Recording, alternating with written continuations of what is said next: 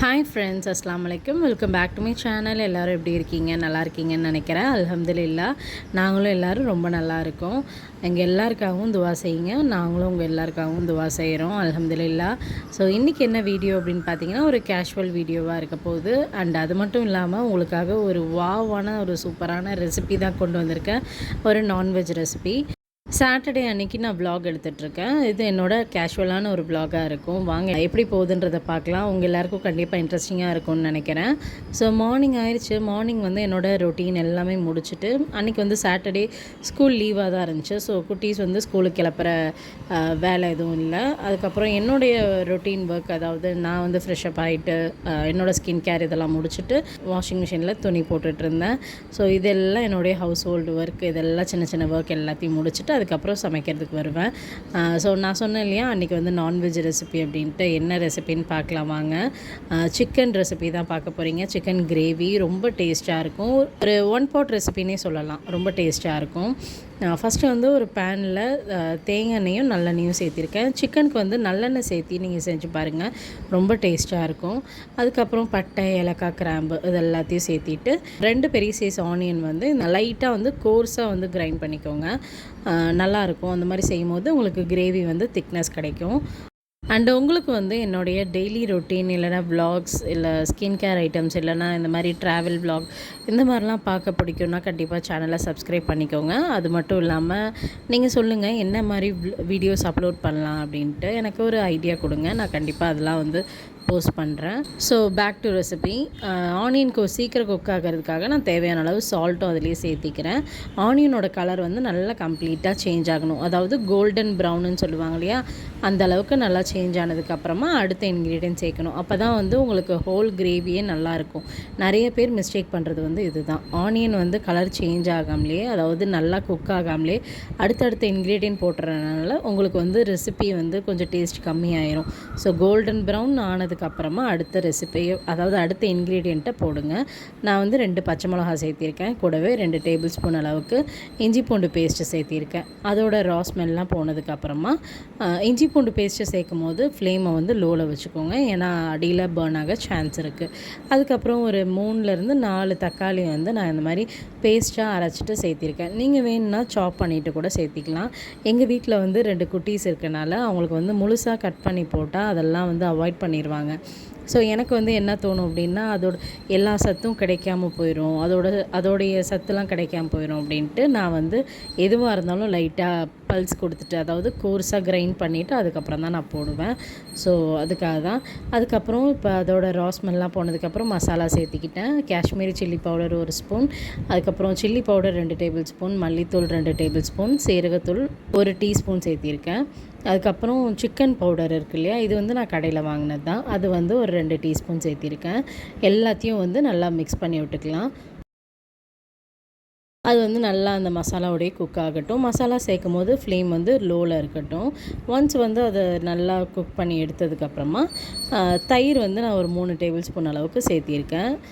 இப்போ வந்து உங்களுக்கு ஆயில் பார்க்கும்போது கம்மியாக இருக்கிற மாதிரி தோணும். ஆனால் நீங்கள் வந்து சிக்கன்லாம் சேர்த்ததுக்கப்புறமா அதுலேருந்து கொஞ்சம் ஃபேட் ரிலீஸ் ஆகும் இல்லையா, ஸோ அதில் வந்து உங்களுக்கு அந்த எண்ணெய் திரண்டு வந்துடும். ஸோ நீங்கள் ஒன்றும் நான்வெஜ் செய்யும் போது நீங்கள் பார்த்து சேர்த்துக்கோங்க. அதுக்காக ரொம்பவும் கம்மி பண்ணிட வேண்டாம், அப்புறம் சுத்தமாக டேஸ்ட் எல்லாம் போயிடும்.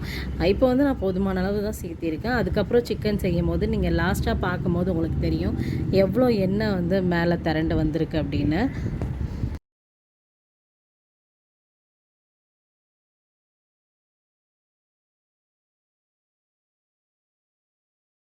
It's time for chicken. நான் வந்து சிக்கனுக்கு ரொம்ப பெரிய ஃபேன்லாம் கிடையாது. பட் சிக்கன் ரெசிபீஸ் செய்கிறதுக்கு எனக்கு ரொம்ப பிடிக்கும். ஏன்னா அதில் தான் வந்து நிறைய விதவிதமான ரெசிபீஸ்லாம் செய்யலாம் மட்டனை விட. உங்களுக்கு சிக்கனில் என்னென்ன ரெசிபி பிடிக்கும்னு எனக்கு மறக்காமல் கமெண்ட், அதில் எது மெஜாரிட்டியாக வருதோ அந்த வீடியோ வந்து நான் உங்களுக்காக கண்டிப்பாக அப்லோட் பண்ணுறேன். ஸோ இப்போ வந்து சிக்கனை நல்லா மிக்ஸ் பண்ணி விட்டுட்டு நான் ஒரு 1 டம்ளர் அளவுக்கு நான் தண்ணி வந்து சேர்த்திருக்கேன். நான் அது வீடியோ வந்து கட் ஆயிருச்சு. நல்லா அதெல்லாம் கொதிச்சு வந்ததுக்கப்புறமா உங்களுக்கு ஃப்ளேமை வந்து லோவில் வச்சு ஒரு 20 மினிட்ஸ் அதுலேயே நல்லா குக் பண்ண விடுங்க. நீங்கள் தனியாக ப்ரெஷர் குக்கரில் போட்டு சிக்கனை குக் பண்ணுறத விட இந்த மாதிரி கிரேவிலேயே சேர்த்து குக் பண்ணால் அதோட டேஸ்ட் வந்து வேறு லெவலில் இருக்கும்.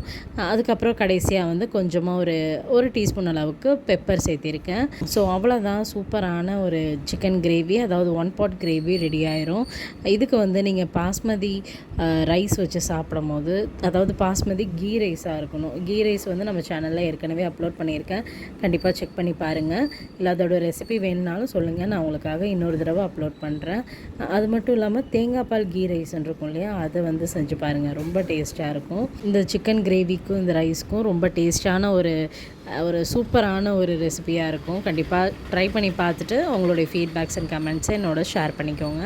அண்ட் நிறைய பேர் வந்து வீடியோஸ் பார்க்குறீங்க, பட் யாரும் வந்து கமெண்ட் பண்ணுறதில்ல. அது மட்டும் இல்லாமல் லைக்கும் போடுறதில்ல. அது மட்டும் இல்லாமல் சப்ஸ்கிரைபும் பண்ணுறதில்ல. ஏன்னு எனக்கு தெரியல. நீங்கள் நினைக்கலாம் ஒரு லைக் தானே அப்படின்ட்டு, பட் உங்களுடைய ஒவ்வொரு லைக்கும் தான் வந்து எனக்கு ஒரு பெரிய சப்போர்ட் கொடுக்கும். அது மட்டும் இல்லாமல் எனக்கு வந்து இன்னும் என்கரேஜ்டாக இருக்கும். நான் இன்னும் என்ன மாதிரி வீடியோஸ் அப்லோட் பண்ணலாம், என்ன மாதிரி கண்டென்ட் கொடுக்கலாம் அப்படின்றதில். ஸோ ஒரு லைக் பண்ணிடுங்களேன். அதுக்கப்புறம் பக்கத்தில் இருக்க அந்த சப்ஸ்கிரைப் பட்டனும் கிளிக் பண்ணிடுங்க. ஸோ இப்போ ஈவினிங் ஆயிடுச்சு. ஈவினிங் வந்து வீட்டுக்கு கெஸ்ட்டு வந்திருந்தாங்க. ஆக்சுவலாக இது வந்து ஒரு திடீர் கெஸ்ட்டுன்னே சொல்லலாம். சடனாக வந்து விசிட் பண்ணிட்டாங்க. யாருன்னு பார்த்தீங்கன்னா ஜஸ்ட் எங்களுடைய சிஸ்டர் இன் லா, அதுக்கப்புறம் அவங்களோட ஹஸ்பண்ட், அதுக்கப்புறம் அவங்க பசங்க, இவங்களாம் தான் வந்திருந்தாங்க. இவங்களாம் வந்து கெஸ்ட்டுன்னு சொல்ல முடியாது, நான் கெஸ்ட்டுன்னு சொல்லி பிரிக்க விரும்பலை, பட் ரிலேட்டிவ்ஸ் தான். ஸோ அதனால் வந்து எனக்கு ரொம்பவே ஹாப்பியாக இருந்துச்சு திடீர்னு வந்ததில். ஸோ திடீர்னு தான் எங்கள் வீட்டில் இந்த மாதிரி ஒரு சர்ப்ரைஸ் இதெல்லாம் நடக்கும். அவங்களுக்கு வந்து நான் என்ன ரெடி பண்ணேன் அப்படின்றத ஒன்று ஒன்றா பார்க்கலாம். இட்லி வந்து ரெடி பண்ணிட்டேன், ஏன்னா திடீர்னு தான் வந்தனால என்கிட்ட டக்குன்னு அப்போ என்ன இருந்துச்சோ அதை வச்சு நான் ரெடி பண்ணிட்டேன். அதுக்கப்புறம் சிக்கன் கிரேவி செஞ்சுருந்தேன் இல்லையா, அதுக்கப்புறம் வந்து ஃப்ரைட் ரைஸ், நூடுல்ஸ், அதுக்கப்புறம் பரோட்டா, இதெல்லாம் மட்டும் நான் எங்கள் ஷாப்லேயே வந்து ஹோட்டல்லேருந்து வாங்கிக்கிட்டேன். அதுக்கப்புறம் நான் வீட்டில் வந்து இட்லி, பணியாரம், சாம்பார், சட்னி, சிக்கன் கிரேவி இதெல்லாம் மட்டும் வச்சுருந்தேன்.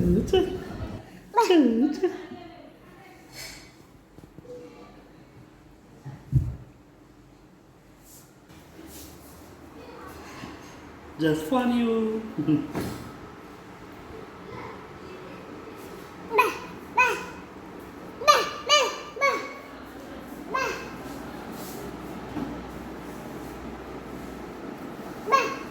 அச்சப்பா, இங்க பாரு, பலூன் வேணுமா?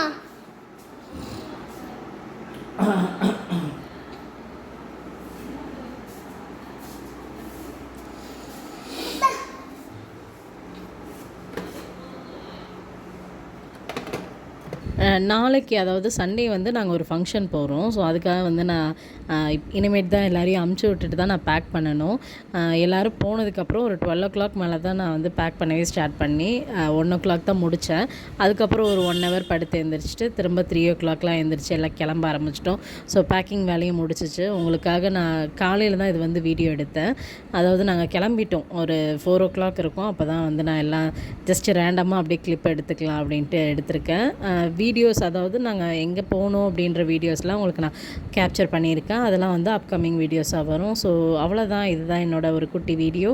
இந்த வீடியோ பிடிச்சிருந்தா மறக்காமல் லைக், ஷேர் அண்ட் சப்ஸ்கிரைப் பண்ணிக்கோ.